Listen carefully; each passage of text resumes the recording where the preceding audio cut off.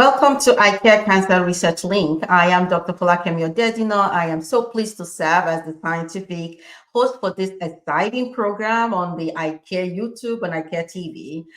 This program is going to provide a direct link to prostate cancer research discoveries by our investigators as well as our scientists.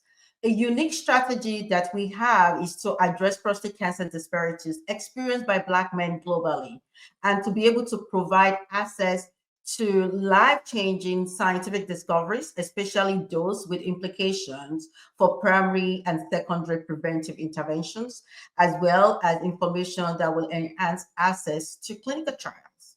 In line with this approach, the iCare Cancer Research Link episodes focus on scientific discoveries that has impact for Black men's health.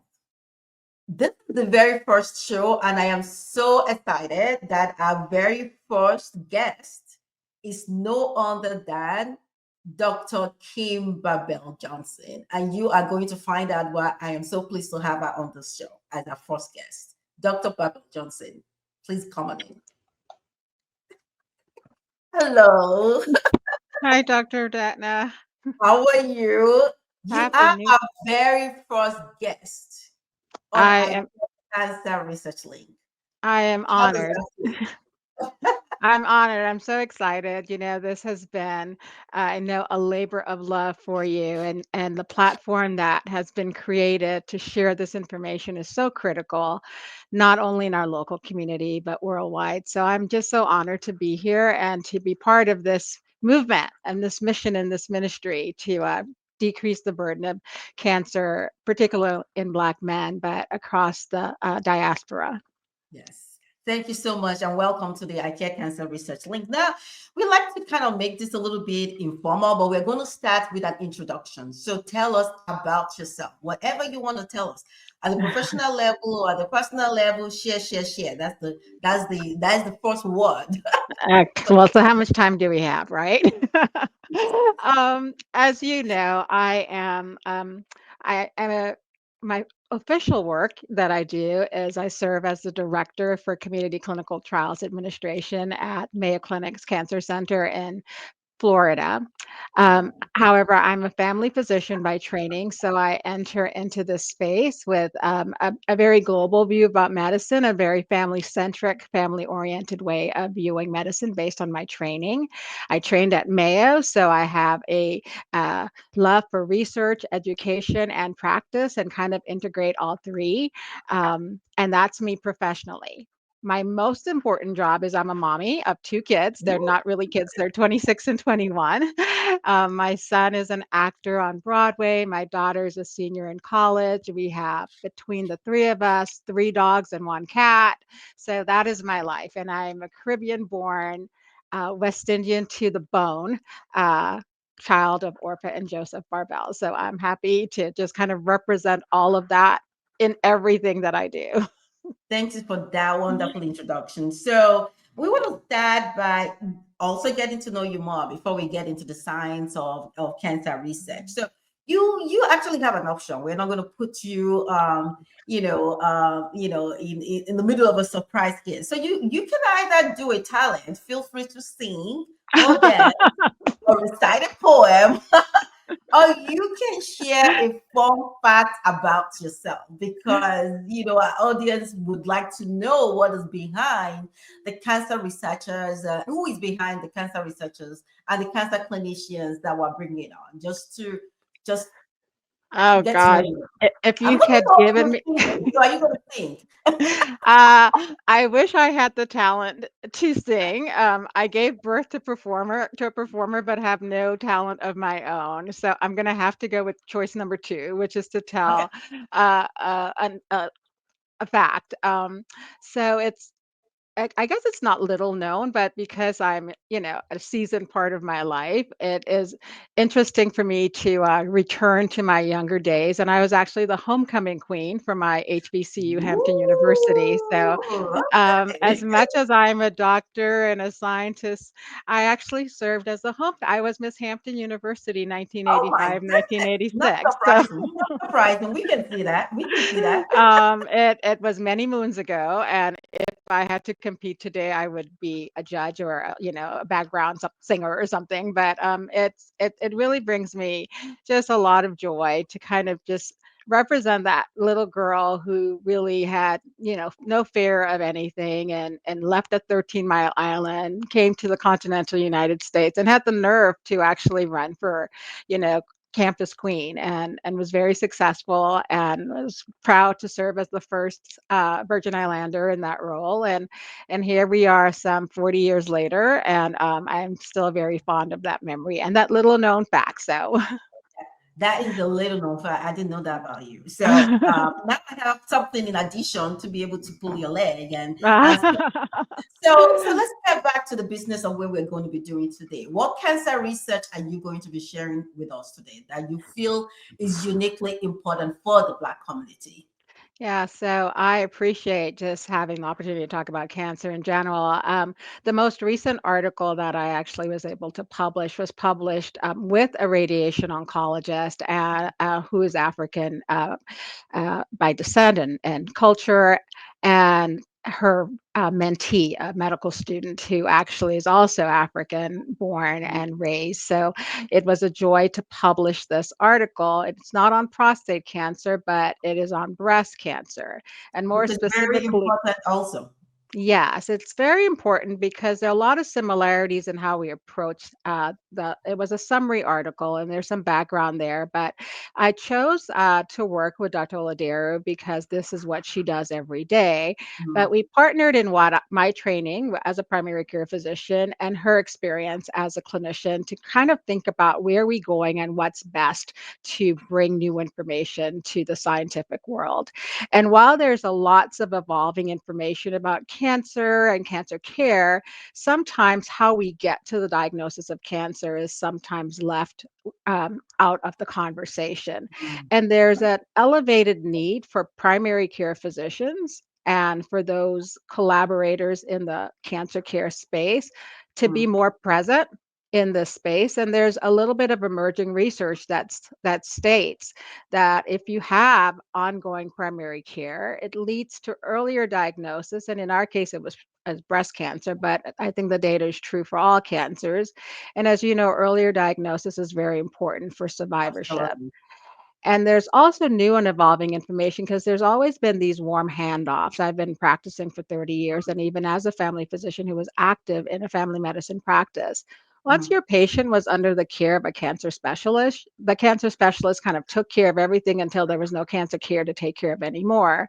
And what we Mhm. realized is that there needs to be more integrative care, and more specifically, that the family physician or the internal medicine physician, the primary care physician, should serve in it not only in screening, but in all aspects of the cancer Mhm. care So continuum. I'm going to stop you a little bit. As you know, Okay.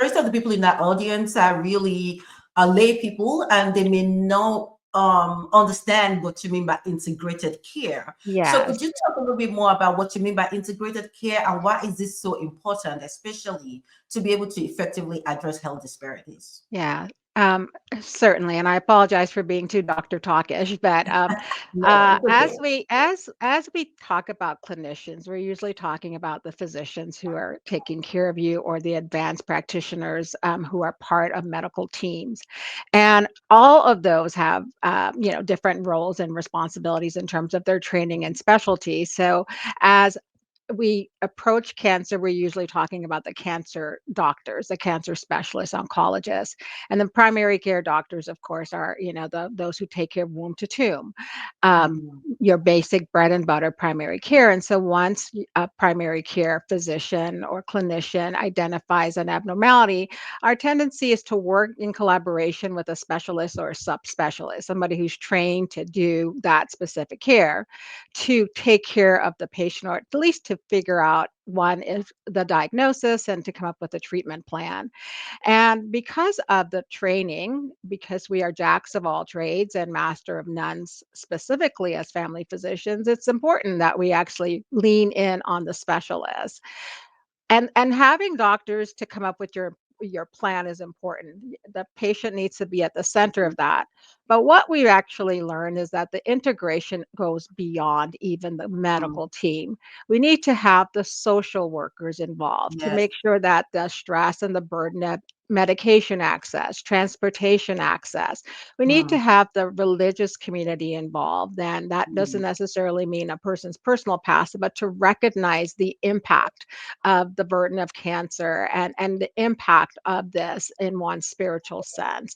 We need to make sure that if there's a need for other trained medical licensed professionals, Mm. nurses, therapists, things like breast cancer, where there may be some swelling or lymphedema, as we Mm. call it, having physical therapists involved, having home care people involved. So, that integrated care is extremely important. And while our article, which was actually focused on the need to elevate and understand the primary care and elevated surgical collaborating Mm. role, by no means did it suggest that the physicians themselves needed to be more integrated. I think the point was to say that we are all to wrap ourselves in this wraparound service model around the patient, not the diagnosis, but the patient. Mm. And we have emerging data to show that not only does that allow us to do earlier diagnosis, like I mentioned earlier, but it Mhm. allows for more survivorship, for patients to Yes. live longer and live better quality of life. And Yes. because all cancers are not one and done cancers, in the case Mm. of prostate cancer and breast cancer, where the chance of recurrence is pretty significant, we can also make sure that once you're involved and you're having your routine care management, that our chances of picking up any signals for reoccurrence of cancer, we know that if you have that integrated care, if you are able to speak to someone and say this doesn't feel right or Mm. this feels like it used to feel before you may be out of the care of your specialist, that relationship allows us to do earlier diagnosis and hopefully earlier care and curative care if possible for all Yeah, cancers. this is Mhm. really outstanding because Mhm. it's almost, taking it back to how we traditionally care for people and thinking that you care to for the whole person. As you Yes, mentioned, it's not like you're looking at this cancer or looking at something that is maybe diabetes separately from cardiovascular diseases, but you're looking at the whole person and and the profession that brings everything together, that touches every part, is the primary absolutely. physician. So the connection with them must be very The brilliant. connection is great, and like Dr. Dutton, as you know from your 3 decades of prostate cancer work, this is a space that is evolving so quickly, right? Yeah. So we're personalizing care. We're coming up with new kinds of medications, Mhm. new kinds of immunotherapy. And so that seems to get a lot of attention when we start talking about cancer. But we also know that there are many things that we didn't recognize that contribute to cancer. We Mhm. know about markers that are genetically discovered if one is tested Absolutely. that puts you Mm. more at risk. We know the impact of diet and nutrition that Mm. could put you more at risk. So, all of those things that we call in medicine modifiable risk factors, the primary care team is probably at a better advantage to Mm. start those discussions from birth, from as early as you can to decrease the risk of Yeah. even getting cancer, Yes. increase the risk of surviving cancer. So while it's great that we have these world-class medical centers that have Mhm. evolving treatments and advanced technologies, it's also important to recognize that we have the power as individuals, and even more power if we're partnered with our medical team to really start fighting what could potentially happen. And that Yeah. means for us, particularly as Black people, things like weight reduction, um, understanding that white flours and sugars are inflammatory agents in the body, Oh and my it's goodness, really that's that what I had process. today, Dr. Babel Johnson. Don't say that. I had Well, listen, pancakes. I won't say that. I say to my I just children, had "Do as." pancakes today. So I was thinking, okay, I think I use white flour and I think I use sugar. Okay, no more. Listen, I tell I my tell children, you, "Do as no I more. say, not."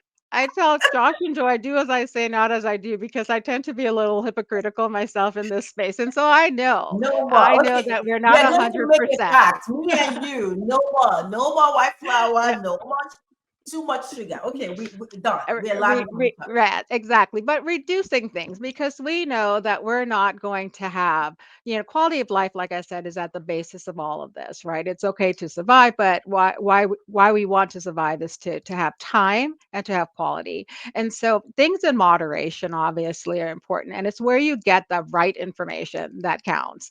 And so how you come to into medical care to get that information again is through your medical teams. And again, the Mhm, focus of this was primary care and surgical collaboration for breast cancer, but these are the same things that are affecting Black men. I like to talk about Black women because as you know, I visited Nigeria a mhm. year ago, and You are going probably to come one of back and talk about that. So I'm we excited we about are that, but I want to definitely inviting you back to talk but about that. and I thank you so much for the invitation to come back. But I remember how one story that I heard just stayed with me and continues to stay with me because African gentleman whose wife was first diagnosed with breast cancer Mm, had to basically almost sell everything that they owned to mm, care for the wife, followed by his diagnosis of prostate mm, cancer. mm. And when you think about that, the in situations and families where the women are typically taking care of the families, they're the ones who are making sure that you go to the doctor. We tend to be sacrificial in that sense. We make sure Yeah. that our children and our spouses and our partners actually are cared for. And so, if you in medicine, in science, we say you take care of the caretaker. So, we have to address those things. So, we know that the burden of breast cancer is 41% Mm, greater in Black women. We know that two times greater death of prostate cancer in Black men. So, it's important that we recognize that we are fighting against these statistics currently. But yes. we also need to be very culturally aware of what that family unit looks like, Yes. what that looks like for most Black families Mhm, across the globe in the United States or mm, not in the United States. mm, And to mm, recognize that if something should happen to mom or the person who's a primary caretaker, not provider, but caretaker, mm. and it could be both, how that dominoes in terms of care to the rest of the family. So it's important that we take care of our Black women issues, particularly because they tend to be the caretaker roles. And I don't want to paint Absolutely. anything with a wide brush, but these Mhm. are the facts as we have them. Yeah, In the absolutely. and in that sense, it's important because we can be examples to the males, to our sons, uncles, husbands, spouses, to the males that we love by seeking care and doing those things that are proactively going to help us. If I cook Mhm. at home, you're going to eat what I eat, right? Absolutely. So Whatever is if I there, you're gonna exactly. Or, mm, and again, these are generalizations, but yeah. we learn what we live. And so it's important, I think, for us to just recognize that there are things that we can do proactively to Mhm. decrease. Sometimes, we can't outrun the cancer, but if we Yeah. can get it early and if we can treat it and eradicate it, and if we can Mm, do all the things to make sure that it doesn't come back, that is a job that you don't need to own by yourself. This is mm, a job that we need to do a better job of, particularly in the primary care community, of recognizing that we are not only supposed to be looking for those things that, looking for illness. We are mhm. prevention should be as much a Absolutely. part of our job and our role in the Yeah. time that we have. And so there's an article that actually is referenced in my article that says what does the science say about how much time that is enough time to Mm, show that statistically improve. And there's one study that says it takes about 10 visits, with a primary care team for us to see that decrease in cancer burden. And so it's Mm, important that you do have your annuals, that you go in when you're ill because that's developing relationships. That's allowing you to have more time to discuss a lot of the things that are modifiable for cancer care. So mhm. again, it was a wonderful opportunity to collaborate to write the article and to bring, something that was refreshing to this review Yeah. article. But I think that the transferable skills have been the parts of it that I've enjoyed discussing the most. Yes, this is great. The highlights and the reason you have provided the it's sort of like the reason for the article, and Mhm. what you are finding within the article and what the article is pointing to, and the critical impact in practice change for family physicians, as well as practice changes for specialists. I think one of the things that we want to be able to get out within the show is to really let our audience know that there are different ways of doing research. So can you talk to us? You mentioned that this is a review article. What does Mhm. that mean as a review article? What methodology? Although it's a review article, I know it was rigorously done. Yes. So Mhm. in very, concise way, can you sort of Mhm. explain to our audience what it took for you to be able to have this review article done, and what was the rigor to be Yes. able to pull Mhm. all this together? Absolutely. I consider myself more a clinician and not necessarily a scientist first. So, being in this space to be able to write and contribute to science, it's important because I consume it usually. I'm usually reading somebody else's work and making it part of my practice and recommendations to patients. So, to contribute to that, I needed to have the same rigor and passion.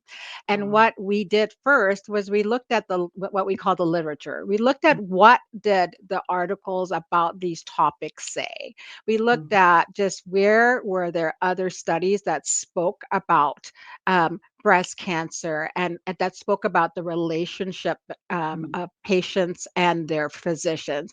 And so in that kind of review, the scoping kind of review, we first entered by looking at what ended up being dozens of mm, sources that are referenced in the article.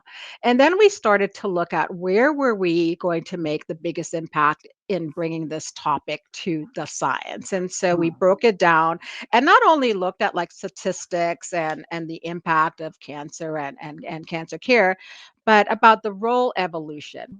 How is I was trained 30 years ago. How is the mm, training important for those who are now training in primary care? How is the role of the primary care physician evolving? And how should the role of integration, mm, how is that evolving and what should that look like based mm. on what we have in the science? Because we have we are creatures of habit, right? We've done Yeah. what we've always done. And so so it's important that those who are, what I call old school, who just likes, to take care of everything and Mm, don't communicate, don't pass on those mm, correspondences in a timely manner, don't look at your referral information when it comes back to you as a primary care doctor. It's important that we play part of that. So that was very much a part of the how. And then we mhm, looked at the sources. Like there are bodies that actually create based on the science itself what we call survivorship plans, right? mm, And so we looked at the survivorship plans and said, who owns this space? Who, if mm, you're going to survive and your plan to survive means that you should do X, Y, and Z. Who's going to mm, make sure that you're mm, doing X, Y, and Z? And mm, what's the time period? Is it your responsibility to make sure that you follow up 3 times a year? Is it your nurse's responsibility to call you? Is it your responsibility to increase your mm, exercise and activity? So who's responsible for that? And so that was part of what we also looked at, mm, these survivorship plans. And not only looked at it for the article, but what we learned in the process is that there are there are laws and rules in cancer centers especially yeah, that make sure that these things are documented in the medical record.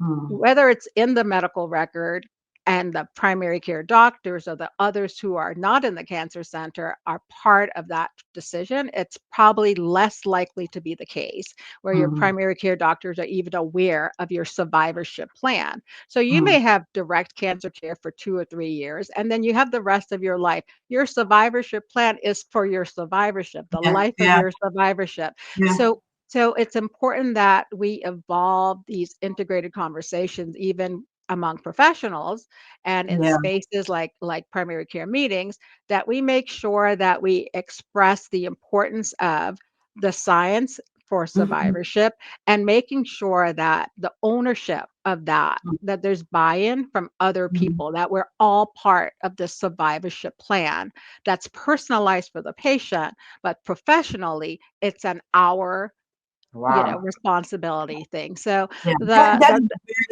is very rigorous process in itself. As you talk about this rigorous process, you must have looked at a lot of published articles. I mean, how many articles was involved with when you were doing this rigorous review? we actually looked at probably 100 articles, but Wow, we sourced and we referenced about wow, 36 of those articles yeah, directly yeah. in what turned out to be about a 6-page article. To get that kind of information, looking at what the science already said, looking at Mhm, who was doing similar work, and we mhm. call these, evidence-based articles. So we Yes. looked at articles that really had the rigor of the work that we Mhm. want to do Yeah. behind them, and from respectable bodies, and parties like the National Institutes of Health and National Cancer Institute, American Academy of Family Physicians, and the like, so that we could make sure that our article actually spoke directly and Mhm. integrated some of the recommendations that was evolving by these organized medical organizations and bodies. Yeah, this is great. So, I mean, this is very rigorous in that. Thanks for sharing this. So, I'm going to ask a very quick question, and then I want you to help us summarize and provide 1 to 3 impactful takeaways that Mhm. we can take away from the study that you did. But first of all, as you describe this process, and I know within an organized system, it's easy. It's easy for you to say you have to have this connection between the primary care providers, family physicians, and the and specialists or cancer clinicians. But it's not easy. So, is there something that the patient can do, or who owns the responsibility to make sure this is happening? Because a lot of times people get diagnosed with cancer, they go and get the cancer treated, they come back to the primary care provider, and the information may not be even shared with the primary care Mhm. provider. So the You're primary care absolutely provider right. continues. Mhm. So whose responsibility is it, number one? Number two, what can patients do to make Mhm. sure that there's this coordinated, integrated care that you talked about in your publications? Yes, absolutely. And that's such an important thing. Who is responsible? And I think that to say everybody's responsible, sometimes that means nobody's responsible, right? Yes. So I think that the first person that I think is most responsible is the person who has the most to lose, which is the patient. So Okay. the patient or the patient family. And that's why this forum and forums like these are critical, Yeah. because if we empower the patient, then the patient can be responsible and have the knowledge by which to be responsible. So I think So the what can patient the is. patient do? So should Mhm, the mhm, patient request during their visits to their oncologist, urologist, or whoever, and say, I really want you to make sure that my records is provided to my primary care provider? Is that something they can say, or what can the patient do in this case? yes, absolutely. Not only to say, but I always think that it's important for you to go into your portal if you have electronic medical records and Mhm. scan to see what's in there and what's not in there. Mm. If I got a letter just personally the other day that said it was time for me to do one of my cancer screening tests. And I realized that the last cancer screening test I did wasn't part of my record. So they were Mm, making a decision about my screening based on something that was an older record. So it's yeah, important that yeah. you're aware of what's in your record that people are Mm, using to make decisions about you. yeah. If you have a portal, but like my mom does not have a portal for any, like she is an iPhone, but that's it. No computer, no Mhm, portal, no anything. So mm, having the paper copies sometimes where you can request your medical records is equally important. You yes. can put you can put that in a folder and you don't need to understand it, but for you to have a copy of it so that you can at least have you have a medical visit today, I say Mm, request your medical record. If mm, you are able to get your medical record automatically sent to you, that's better. I often think that if that you can go to your medical visits mhm, and make sure that somebody or you are there and you take notes, go through those notes and then make sure that there's some kind of summary so that you are mhm, keeping the story. You are keeping the story, you know what's next. You're making sure that if you didn't get a phone call for a referral, that somebody said you needed a referral and you needed to be seen within 2 weeks, and now it's 3 weeks and you haven't heard from someone. mhm, That it's not the it's yes, it's poor form that you weren't given the appointment, but you know there could be many reasons behind why you don't know. Like it could be in the mhm, mail, it could have been sent to the wrong address, but that's why it's so important for the family member. And sometimes it's not the patient itself, but the family mhm, unit that's important to keep this information together. But the one thing about cancer care is that this plan is usually somewhere in the record. mhm, You're absolutely correct when it talks about who else gets that information. So if they're not getting it and you have it, you take it with you every time you go. Have you mhm, seen my plan? Would you like to get a copy of this plan? I read on this plan that I needed to have an MRI every 2 years, and it's about mhm, a year and a half. Do you schedule that, or does my mhm, other doctor schedule that? mhm, And the other thing, Dr. Dana, is that it would be nice if we just walked into these visits with one diagnosis. I just mhm, have arthritis or diabetes or hypertension or cancer. But most of the time, our patients are not walking in with one thing. mhm, And the other things are also important that we manage. So imagine if you are so focused on your cancer care and your cholesterol is through the roof and you mhm, die of some coronary preventable coronary issue.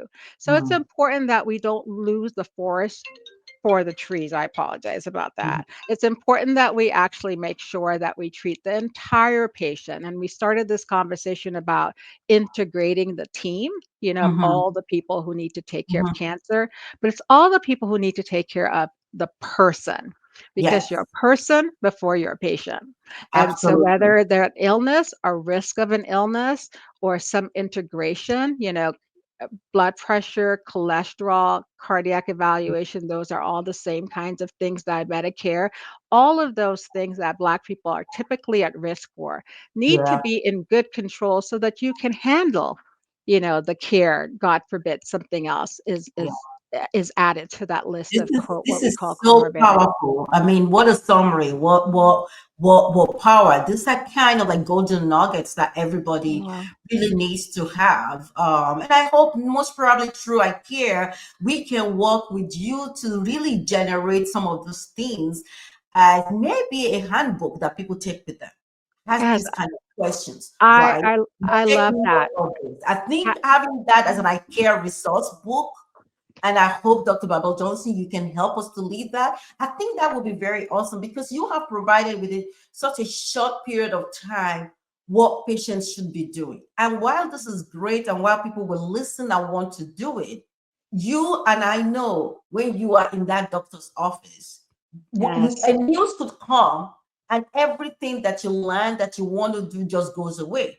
But if you have it as a resource booklet, in in absolutely. in, in collaborating or partnering with your physician, then you can say, okay, wait a minute. I learned from Dr. Babel Johnson about this, and there's a resource book. I want to ask this question. I want you to give me this information. It's almost like having your own passport health. What It about is I love that idea, and it's something that I don't see. Like I said, I've been down this road a little while in just care of patients, and you know, More likely than not, that is not the case. And so if we were to create something like that, and to hear from the people who listen, like other things that they would like that would be helpful Yes. for them to have other resources. And like I said, science is changing quickly. So you may think that the recommendation is every at 45 you do something and now it's 40. So these are the kinds of things not only do we need to create, but we need to update and make sure that people are getting the right information at the right time for the right care. And that Yeah. is how we kind of decrease this, equity or inequity that is existing in medicine, because knowledge is power. So I love that idea. The right information and the right care at the right time. I love that. Mhm. And you had it here first. So Dr. Barbara Johnson cannot say no. She just said yes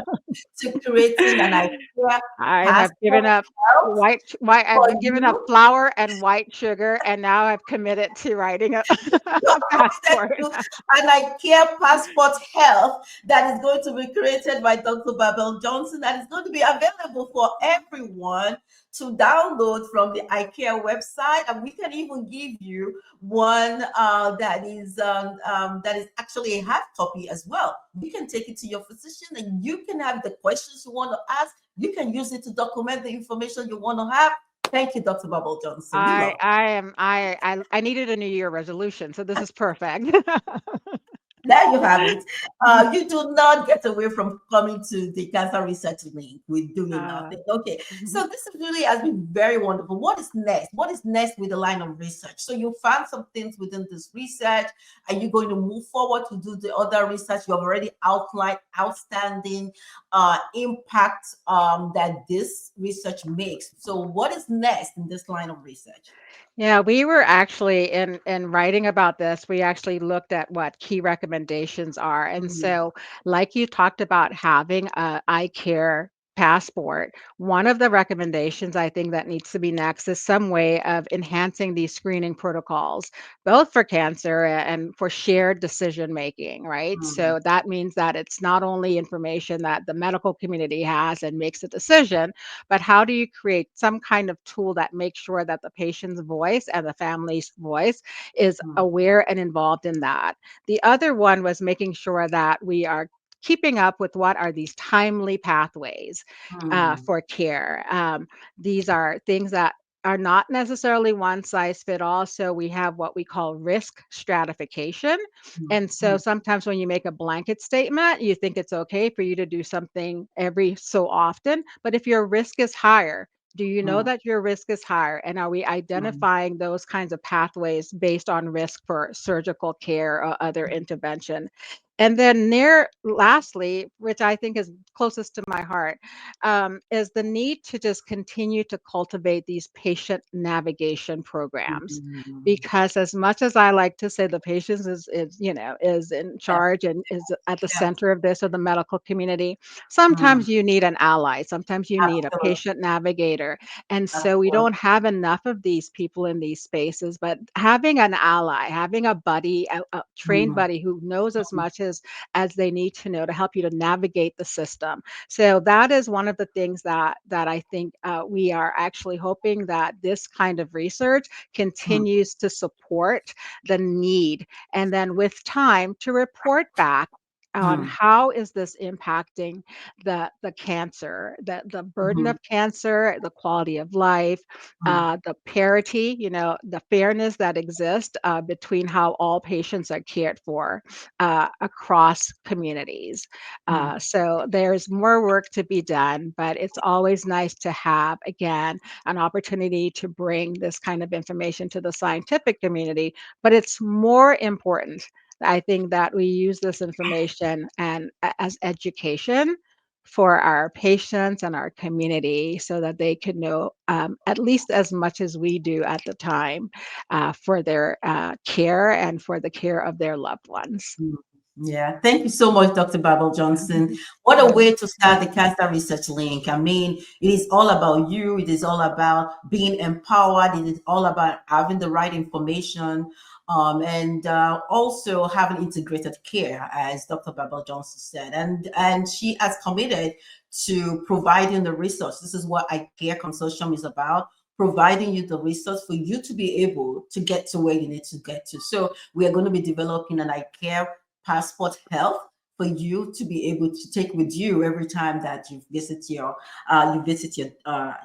doctor. I We are love going that to have you idea. back so many times, Dr. Bubble Johnson, because you are just pills and pills and pills of knowledge, and we need to kind of unfold Aw. that and make sure that we are doing that. Thank you so much for Well, joining Dr. us. Dana, it's my pleasure, my honor, and thank you. Thank you for leading us in this space and creating and holding space for patients and participants in trials and for colleagues. So thank you for all that you're doing and leading the space and for the eye care community that you lead and create globally. So thank you. Thank you so much. So, thanks for joining us today for the iCare Cancer Research Link.